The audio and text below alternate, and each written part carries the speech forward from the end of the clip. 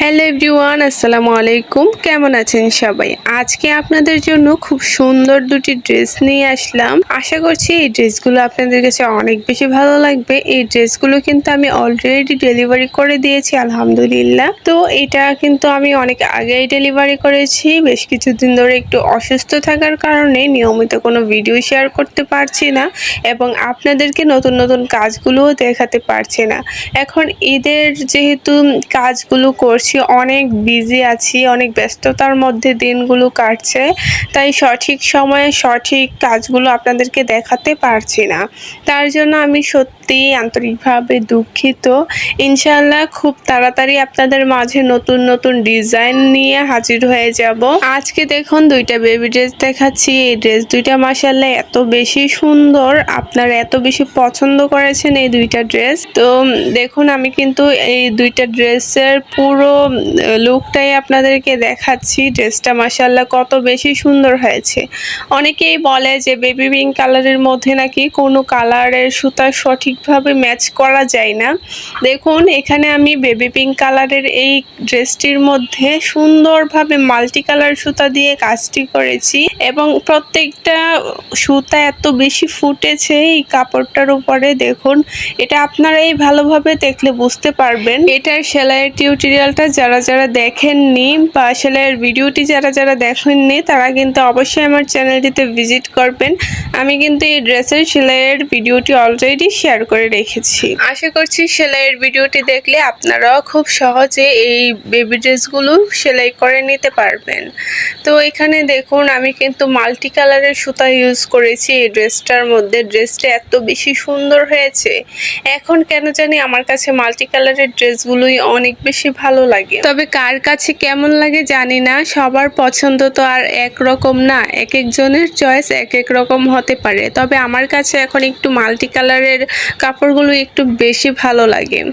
তারপর এটা দেখুন, এটা হচ্ছে মিষ্টি কালারের একটি কাপড়। এটাও কিন্তু খুবই সুন্দরভাবে আমি হাতের কাজ করেছি এবং এটার মধ্যে কিন্তু আমি লেস ইউজ করেছি। এতে করে ড্রেসের লুকটাই একদম চেঞ্জ হয়ে গেছে।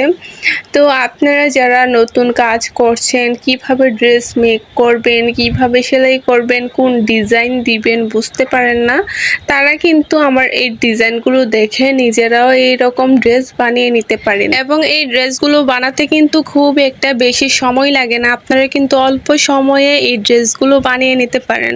অনেক আপুরাই কমেন্ট করে যে আপু আপনার একটি ড্রেস রেডি করতে কত দিন সময় লাগে। আসলে এটা কত দিন না, 1-2 দিন সময় লাগে একটা ড্রেস রেডি করতে। আসলে যদি একটু গর্জিয়াস কাজ হয় সেক্ষেত্রে 2 থেকে 3 দিন লেগে যায়। আর যদি সিম্পল কাজ হয় তাহলে 1 দিন অথবা 2 দিনের মধ্যে কিন্তু একটি ড্রেস আমি কমপ্লিট করতে পারি। আমি কিন্তু শুধু হাতের কাজের কথা বলছি না, আমি কিন্তু মেশিনে সেলাই এবং হাতের কাজ দুইটার কথাই বলছি। একটি ড্রেস 1 থেকে 2 দিনের মধ্যে আমি কমপ্লিট করতে পারি যদি সিম্পল কাজ হয়ে থাকে। এবং আমি কিন্তু সবসময় আপনাদের সাথে একটু সিম্পল ডিজাইনগুলো শেয়ার করি, যারা নতুন আছে তারা যেন দেখলেই খুব সহজে এই ড্রেসগুলো বানিয়ে নিতে পারে। বা অনেকেই কিন্তু সেল নিয়ে টেনশন করে যে কিভাবে সেল করবে, ড্রেসগুলো বানালে সেল হবে কিনা। আসলে এই বিষয়টা নিয়ে টেনশন করাটাই স্বাভাবিক, কারণ আমি যখন এই কাজটা প্রথম করছিলাম তখন কিন্তু আমিও অনেক বেশি টেনশন করতাম যে আমি বেবি ড্রেসগুলো বানিয়ে রাখবো, সেই ড্রেসগুলো আবার কারো পছন্দ হবে কিনা, আবার কেউ এই ড্রেসগুলো আমার থেকে নিবে কিনা, কারো বেবির সাইজে হবে কিনা, আমার ড্রেসগুলো যদি সেল না হয় তখন কি হবে। এই বিষয়টা নিয়ে আমিও অনেক টেনশন করতাম আগে।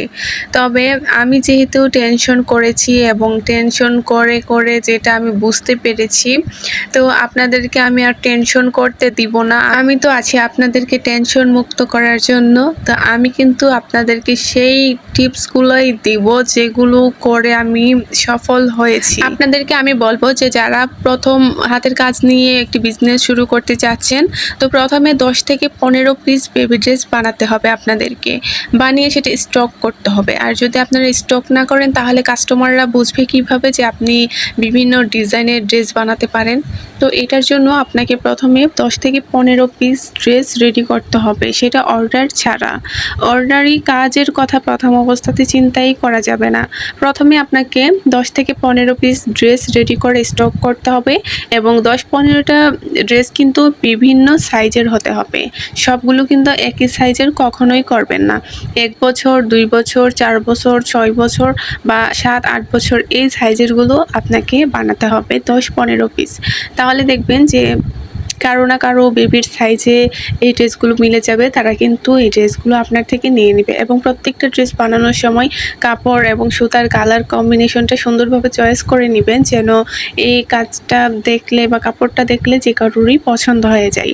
একটা কথা মাথায় রাখবেন, যে কাজটা আপনার পছন্দ হবে সেটা কাস্টমারদের পছন্দ হতে বাধ্য, আর যেটা আপনার পছন্দ হবে না সেটা কিন্তু কাস্টমারদেরও পছন্দ হবে না। তাই সবসময় নিজের পছন্দ মতো কাজগুলো করার চেষ্টা করবেন এবং সবসময় কাজের ফিনিশিং ভালো রাখার চেষ্টা করবেন, তাহলে দেখবেন যে কাস্টমাররা আপনার ড্রেসগুলো নিতে বাধ্য হয়ে যাবে। আজকে আর বেশি কথা বলবো না, আজকে এই পর্যন্তই বিদায় নিচ্ছি। সবাই ভালো থাকবেন, সুস্থ থাকবেন। আল্লাহ হাফিজ।